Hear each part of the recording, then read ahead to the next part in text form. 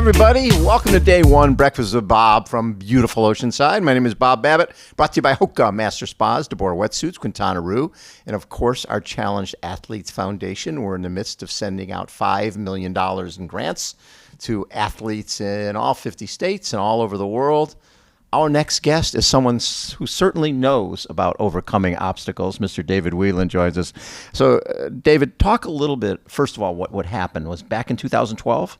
Yeah, it was back in 2012. I was injured in a work-related accident, so I had my foot crushed by a piece of equipment, and then from there I was subsequently diagnosed with a nerve condition called complex regional pain syndrome. And did they recommend amputation right away? No. I ended up having to go about 6 years trying to navigate. 6 years? Yeah. So complex regional pain syndrome, to put it into perspective, it's the worst chronic pain condition known to medical science. Felt like I was being constantly lit on fire and stabbed repeatedly, and like my foot was being crushed in a vice. But I had to navigate the insurance world and everything, all the hoops that I had to jump through with that. So I had to have some limb salvage type stuff with my foot before I was able to, even think about or talk about amputation. Because you can't just go to doctors and say, hey, I want to amputate my leg, because they're like, hey, did it look like you were walking okay, or were you limping? I was limping. I was using a cane. I was using crutches. I was using a wheelchair, depending on what the day was and how bad the night was, and just the pain would kind of dictate what modality I would use to help me walk again. But a lot of what I was going through, the symptoms were at night. Like I had a lot of pain during the day, but the doctors weren't able to necessarily see what it was that I was going through at nighttime. So it made it kind of harder for me to advocate for myself during that process. One of the toughest things is when we, for Challenged Athletes Foundation, if I have a photo of Rudy Garcia-Tolson or somebody in a wheelchair, what's going on. Yeah. One of the issues is invisible issues. Yeah. And you're dealing with it when you're dealing with that pain, because people are looking at you going, hey, I don't see a problem. Yeah. And that is there points where you start questioning yourself? Yeah, I mean, I had to get a psych evaluation done, right? Like I had a lot of doctors say that this was in my head, a nerve condition by all means. It's kind of like you said, it's an invisible kind of diagnosis, right? It's kind of hard to spot that. But yeah, I had to go through the psych evaluations. Fortunately, I passed all those. Yes. But it was a fight. It was really challenging. Then you get to the point, when did they finally say, okay, we're going to amputate? It was in 2018. I decided to elect to amputate. And unfortunately, that first amputation went absolutely horrible, though. Really? Yeah. What happened? What was wrong? So the nerve condition that I had, essentially the thought is that I would have the amputation. I would essentially hit the restart button. I would no longer have pain. Right. It was like gasoline on a wildfire. Oh my God, it was worse. Yeah. The nerve condition spread wildly out of control up my limb.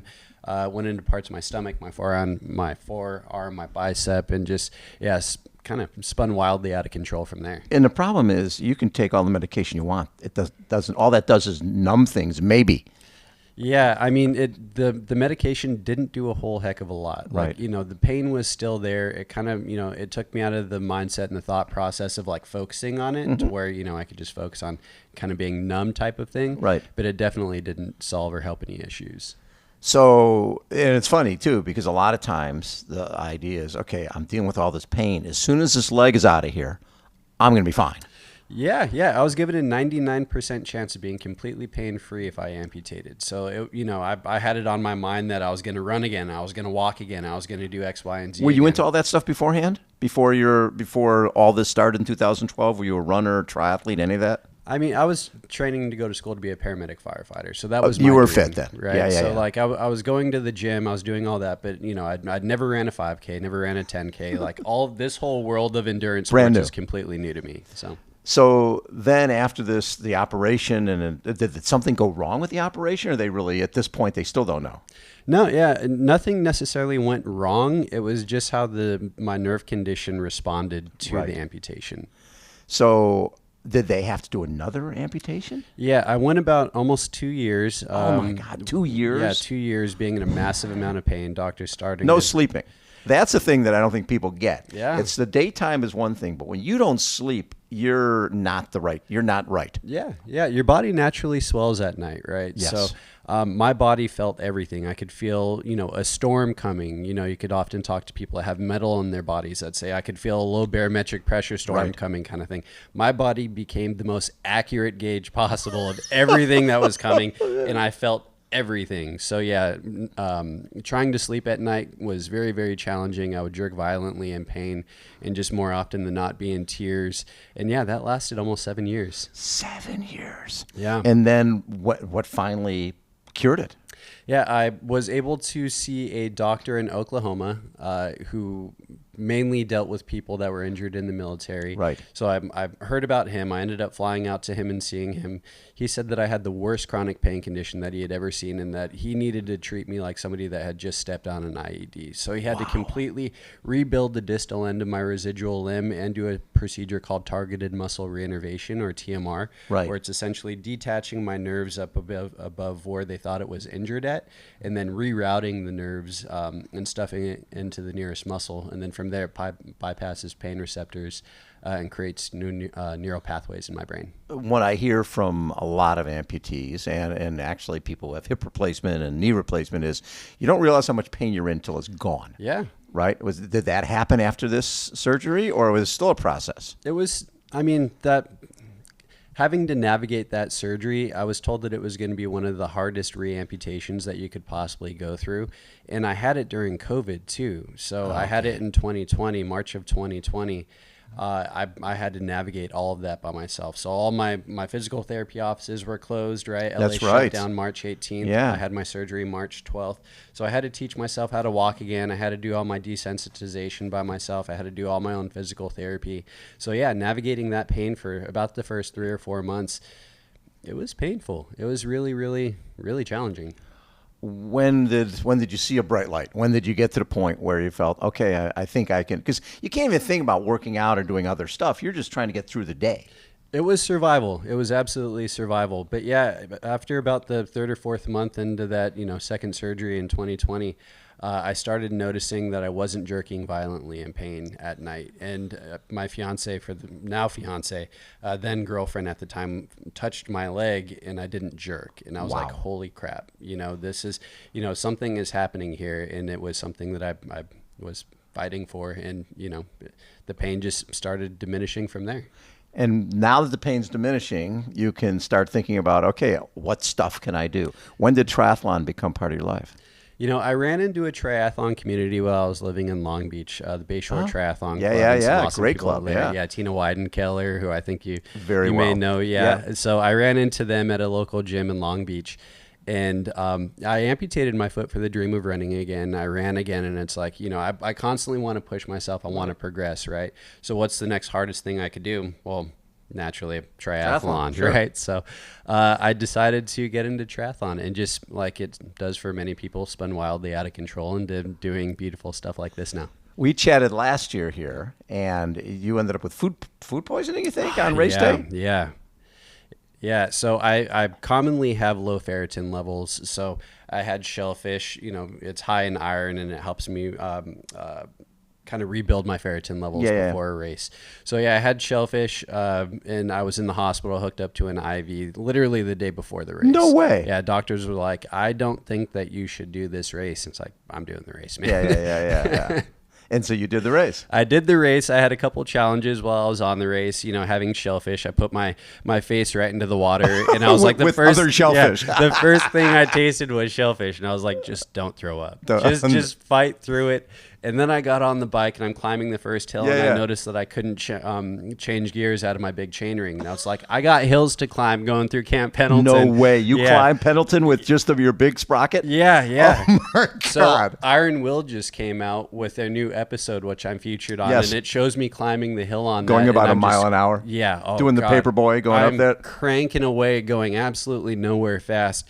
And, I was in my big chainring the whole time. That is so cool. And what is it about this sport that we've seen it before, obviously, through Challenge Athletes Foundation? This sport changes lives for better. It just gives you community, gives you hope, gives you resources. What has it been about this sport that's been so special for you? The community, like you said, is absolutely incredible. There's nothing quite like triathlon. The endurance sports world, it's such great medicine. It's great therapy. You know, there's things here that you can't get really anywhere else. It's medicine. It's therapy. It's just all the good things. It's showing yourself how strong you are when you're faced with something that's designed to break you or to really test you in every way, not just physically, but mentally as well. You know, going up through some of those challenging hills or, you know, getting in the ocean and doing an open water swim. A lot of that isn't, I mean, of course it's physical, but a lot of it is mental as well, right? So Absolutely. showing yourself how strong you are and just stacking in all of those different things and you know, being able to bring that out in life. You know, we're all going to be faced through challenges in a lot of different ways, and conquering stuff like this, it's all medicine. So I'm guessing that with everything you've gone through, even though your gears weren't working, even though your stomach is going a million miles an hour, you're climbing those hills with a smile on your face going, I'm outside. Look at how beautiful this is, and look at where I was 2 years ago and where I am now. Absolutely. Yeah. The version of me 5 years ago would have killed to be in this position. I'm taking advantage of it every way possible. Food poisoning is not going to stop me. The hills aren't going to stop me. I was doing Norseman last August. That's right. You did Norseman. Yeah. So those hills, man, I look at those hills as just something that's designed to break me. And again, I'm just telling myself I won't be broken. Take the hill. And I'm showing myself how strong I am. So when I'm facing a lot of these other challenges, I have all this evidence to show myself how strong I am and how much I can conquer. Are you fitter now than you were back in the day, back in 2012? I would say so, yeah. I mean, when I first started swimming, trying to train for all this, I couldn't, you know, put my face in the water and make it to the opposite end of the pool without having a massive anxiety attack. And now I'm doing stuff like this. And even before that, like I knew how to not drown, but but that was about it. That was about it. Yeah. No flip turns, none of that type of stuff. None of that, no. So are you dealing with pain at all, or are you pain-free? I don't have that complex regional pain syndrome pain anymore. Right. So I still get phantom sensations from time to time. Amputees, I'm sure you know, deal with a lot of skin breakdown too. So, you know, I do that. But, you know, in all reality, that's a great kind of pain that I earn, right? So I'm asking a lot out of my body, a lot out of a part of, you know, my leg to take a lot of force that's not designed for it. Mm-hmm. So naturally, there's going to be a lot of skin breakdown issues. But it's the name of the game, and we work with it and, you know, move forward how we can. What was the lowest moment for you? Oh, wow. The lowest moment, I had a couple suicide attempts. Yeah. The pain was just that awful. The pain was that awful. It was lack of hope. You know, it was helplessness. You know, it was doctors quite literally yelling at me, saying that they should fire me as a patient because insurance companies weren't letting them do anything. They were just a scribe for me. So it's like, what am I supposed to do? Right. You know, so like, I didn't really know what to do. I saw no way out, and it was challenging, but no storm lasts forever. Right. No storm lasts forever. That is really cool. And I'm guessing because there's notoriety that's been attached to what you've been doing for the last couple of years, people reaching out who are dealing with pain, who are dealing with not just amputation, but other things. Yeah. Fortunately, I'm able to talk to people all over the world that are going through different parts of their challenge and their journey that reach out and ask how I navigated that. And it's beautiful. Yeah, I absolutely love trying to, you know, be a resource and being able to help try to motivate and encourage people in different ways, and, you know, maybe try and share some insight in how I navigated something, or, you know, it's a really small community in this world of adaptive sports, right? So trying to help people, hey, this is where I go, this is what I do, maybe have this conversation or reach out to this person. It's a beautiful community. Is there anything better than a triathlon finish line? Oh, man. Yeah. I don't know. It's, again, Ironman puts on an incredible time. It's a great party. The energy is fantastic, especially this course, Oceanside specifically. Yes. The crowd participation, it's great crossing that finish line, and just, it's all the good feels wrapped into a small moment. But I love it. Yeah, it's beautiful.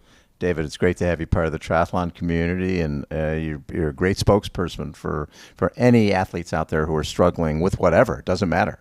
Yeah, thank you. Thank you so much for having me. And yeah, if you're looking at triathlon and wanting to do it, again, it's great medicine, it's great therapy, it's great community, it's all the good stuff wrapped into a great package.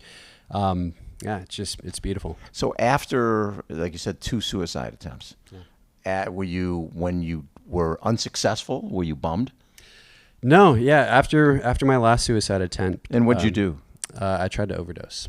You tried to overdose. Yeah. In the first attempt? I tried running into the back of a semi. So there's obviously no reason why anybody should ever drink and get behind a wheel, but I was drunk and, I was leaving a party and I tried putting my pain on other people and it wasn't received well and trying to understand where it was that I was coming from. And I got behind the wheel of my car and I saw a semi in front of me. I put my foot on the gas. I closed my eyes and said, I'm ready. Really? Yeah.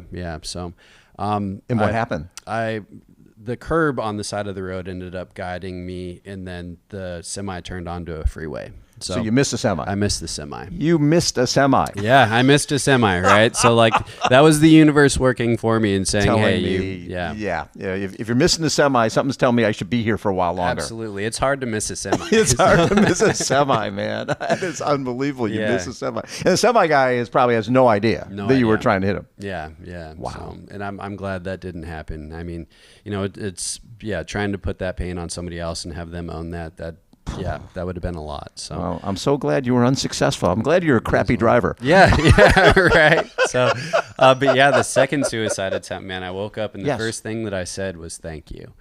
I was thankful that I was still here, that it didn't happen. It wasn't that I wanted to die. It's just that I was so exhausted from being in pain, right? So people don't get when you can't rest, when you can't sleep. Yeah. You become, it's just, you can't live. You're a zombie. You really can't. It's exhausting. Yeah. You're, it's one day to the next. And that's not necessarily in my term, it's not living. No. Right. So it's just surviving. Yeah. And that's not a way to go. Yeah. Well, I'm so glad that you're thriving now, my friend. Yeah. Living the dream right now. I love it. David Whelan has been our guest, everybody. Again, day 1, Breakfast with Bob from beautiful Oceanside. Stay tuned. We'll be right back.